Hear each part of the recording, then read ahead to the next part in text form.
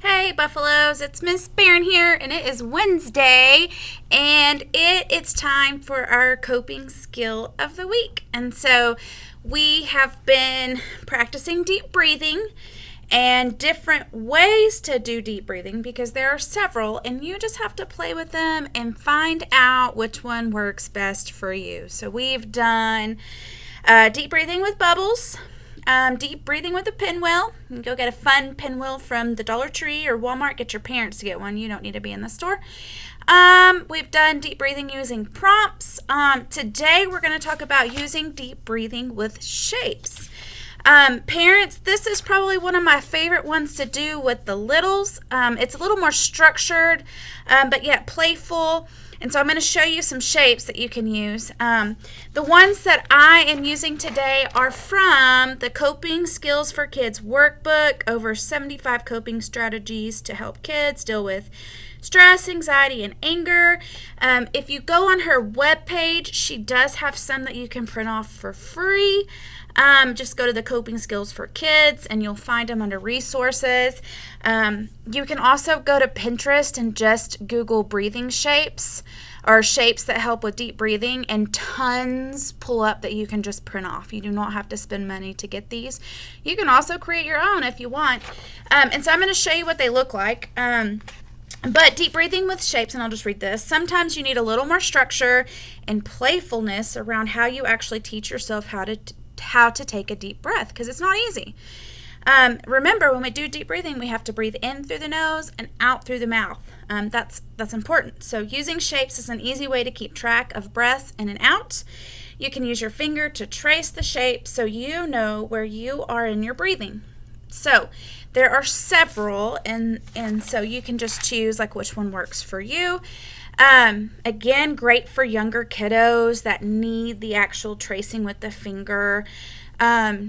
Older kids can still use this. They may not actually need the picture of the shape. Sometimes I teach my kids just to make like a square on their pants leg to practice deep breathing as a reminder. Using a shape, you don't always need the actual picture. But this is square breathing, and so this is what it looks like.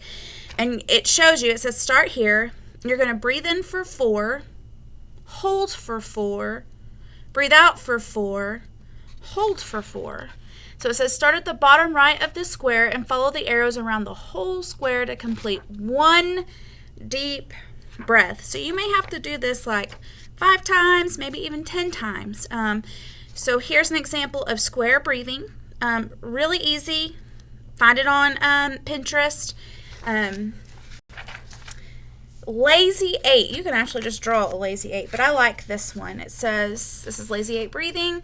Start with an 8 on its side. Starting in the middle, you go up to the left. Trace the left part of the 8 with your finger while you breathe in. And then it says, when you get in the middle of the 8 again, breathe out while you trace the right part of the 8 with your finger. So you start here and you breathe in, and then you breathe out. Breathe in, breathe out. This one's really simple to use, very easy, great for little kiddos. So here's an example of the lazy 8 breathing. I'm going to flip it around. Here's another shape. This is star breathing.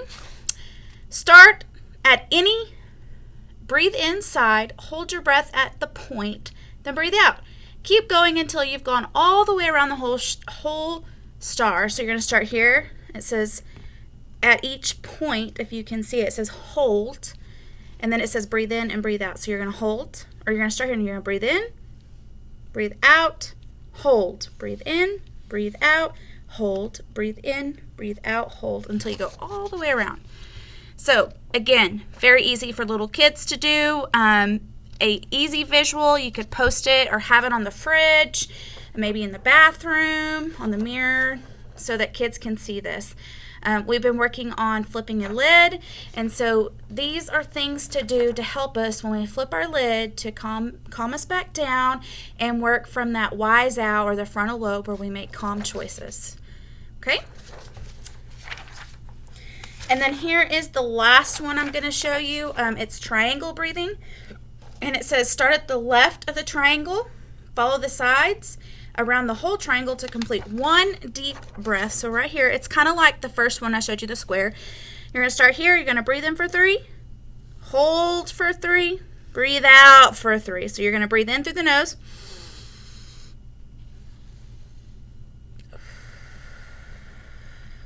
Remember, friends, when we do deep breathing, your shoulders should not come up a whole lot. Your belly should expand and go in when you take deep breaths correctly. And you always breathe in through the nose and out through the mouth, okay? So those were some examples of using shapes to help us do deep breathing. Okay, you can get on her webpage under resources, and she's got these where you can print them off for free. You can also Google them, images, or you can go to Pinterest and just do deep breathing with shapes, and there's tons of shapes that pull up. Make sure your parents are helping you, print it out, put it somewhere where you see it, so that way you remember that you need to do deep breathing when you get upset or you're worried or overwhelmed, whatever it is you're dealing with. So that's that today. I think we're almost done with deep breathing. We may have one more session on deep breathing, and then after that we'll move to mindfulness, which is one of Miss Barron's favorite. Some of my favorite activities are in mindfulness. So until next time, you matter, you're important, I care about you, I miss you big, and I will see you soon. Bye.